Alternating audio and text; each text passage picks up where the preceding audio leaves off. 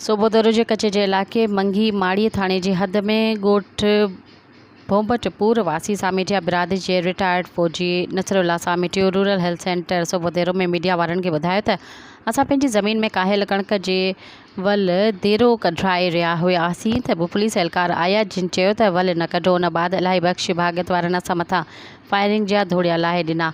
Firing सबबि मुंहिंजा 3 भाइर 40 साल मीरल ख़ान सामेटियो गोलियूं लॻण सबबि क़तल थी वियो। पीपी अॻवान यूसी भोंबटपुर जो वाइस चेयरमैन ग़ुलाम सरवर सामेटियो ऐं असगर सामेटियो गोलियूं लॻण सबबि ज़ख़्मी थी पिया। ज़ख़्मियुनि खे गम्स अस्पताल गंबट दाख़िल करायो वियो आहे। मक़तूल जे भाउ नसरुल्ला सामेटियो वधीक चयो त इलाही बख़्श भागत गुज़िर 10-12 सालनि खां असांजी ज़मीन ते कब्ज़ो करे वधीक कब्ज़े लाइ हमिलो करे बेगुनाह मुंहिंजे भाउ मीरल ख़ान खे क़तल कयो आहे ऐं 2 भाइर ज़ख़्मी कया आहिनि।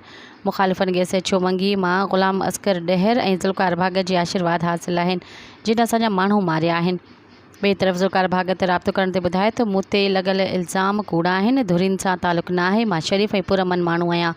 भागत बिरादरी ऐं सामेटिया बिरादरी जो फ़ैसिलो जमाल महमूद खोड़ो वटि रखियल हो। ख़बर नाहे छो जहिड़ो थियो।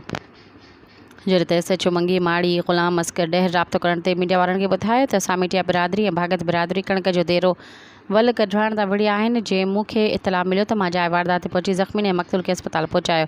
मुंहिंजो कंहिं बि धुर सां तालुक़ु न आहे। जेको बि कानून हथ में खणंदो उन्हनि ख़िलाफ़ कानूनी कार्रवाई कई वेंदी।